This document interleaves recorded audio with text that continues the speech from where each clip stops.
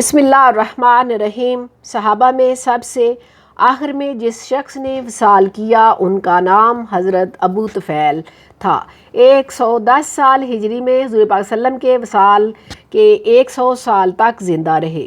حج کا موسم تھا، ایک ہجوم میں آ گئے اور لوگوں کو اپنی جانب متوجہ کر کے کہا، لوگو آؤ اس وقت روئے زمین پر میرے علاوہ کوئی نہیں جب حضور پاک صلی اللہ علیہ وسلم کا دیدار کیا ہو، پھر لوگوں کا کیا پیار کیا ہوگا۔ تم نے رسول پاک صلی اللہ علیہ وسلم کو دیکھا ہے تو حضور پاک صلی اللہ علیہ وسلم کا چہرہ کیسا تھا، حضور پاک صلی اللہ علیہ وسلم کی آنکھیں کیسی تھی، زلفیں کیسی تھی، حامین کی قندیل کیسی تھی۔ ابو طفیل نے 3 لفظوں میں حضور پاک صلی اللہ علیہ وسلم کا حلیہ بیان کیا۔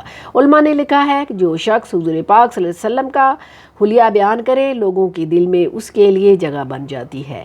ایک تو بہت سفید رنگ کے تھے، حسن نمکین تھا، ہر معاملے میں متوازن تھا، قد ایسا کہ نہ پست کہا جائے نہ ہی لمبا کہا جائے۔ حضور پاک صلی اللہ علیہ وسلم درمیانی قد و قدامت کے مالک تھے، لیکن ایک شان آپ صلی اللہ علیہ وسلم کو اللہ تعالیٰ نے دی تھی کہ لمبے لمبے قد والے صحابی بھی تھے۔ حضور پاک صلی اللہ علیہ وسلم کا قد لمبا نہیں تھا، درمیانہ تھا۔ جب حضور پاک صلی اللہ علیہ وسلم آتے تو 10,000 کا مجمع بھی ہوتا تو رسول پاک صلی اللہ علیہ وسلم کے کندھے سروں سے اونچے دکھائی دیتے۔ یہ اللہ تعالیٰ نے اپنے محبوب کو شان دی تھی۔ رسول پاک صلی اللہ علیہ وسلم کا حسن نمکین تھا۔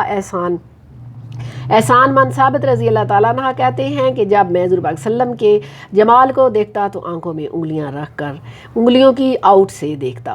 حضور پاک صلی اللہ علیہ وسلم کے جلووں کی چمک سے میری آنکھوں کی بنائی جاتی نہ رہے۔ حسن یوسف کی کٹی مصر میں انگشت زنا، سر کٹتے ہیں تیرے نام پہ مردان عرب۔ ہمارے پیارے نبی پاک صلی اللہ علیہ وسلم کی محبت ہمارے ایمان کا لازمی جز ہے، جس کے بغیر ایمان مکمل نہیں ہوتا۔ سورہ توبہ میں ارشاد باری تعالیٰ ہے، اے نبی پاک صلی اللہ علیہ وسلم فرما دیجئے، اگر تمہارے آبا و اجداد، تمہارے بیٹے اور تمہارے بھائی اور تمہاری بیویاں اور تمہارا خاندان اور وہ مال جو تم کماتے ہو اور تجارت جس کے نقصان کا تمہیں ڈر ہے اور وہ گھر جو تمہاری پسند کا ہے تمہیں اللہ اور اس کے رسول پاک صلی اللہ علیہ وسلم کے راستے میں جہاد سے زیادہ محبوب ہے تو اللہ کے عذاب کا انتظار کر، اور اللہ فاسقوں کو ہدایت نہیں دیتا۔ رسول پاک صلی اللہ علیہ وسلم کا ارشاد گرامی ہے، تم میں سے کوئی اس وقت تک مومن نہیں ہو سکتا جب تک کہ میں اسے اس کے والدین، اس کی اولاد اور اس کے تمام لوگوں سے زیادہ محبوب نہ ہو جاؤں۔ بلا شبہ آپ صلی اللہ علیہ وسلم کی ذات ہی سب سے بڑھ کر محبت کیے جانے کے قابل ہے۔ اللہ تعالیٰ نے آپ صلی اللہ علیہ وسلم کی اداؤں کو قرآن مجید کا حصہ بنا دیا۔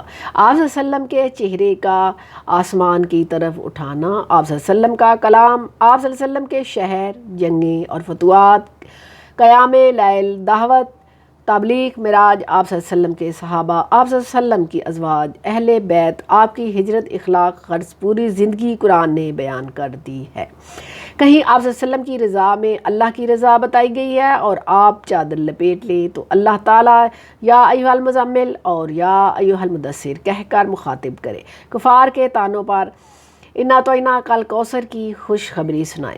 کہیں شاید، کہیں مبشر اور کہیں نذیر پکارا گیا، سراج منور، رؤوف الرحیم جیسے القابات سے نوازا گیا۔ اللہ کو یہ تو پسند نہیں کہ کوئی اس کے محبوب کے سامنے بلند آواز سے بات کرے۔ انہیں روز محشر شفاعت کرنے والا بتایا گیا، ساقی کوثر اور مقام محبوب سے نوازا گیا۔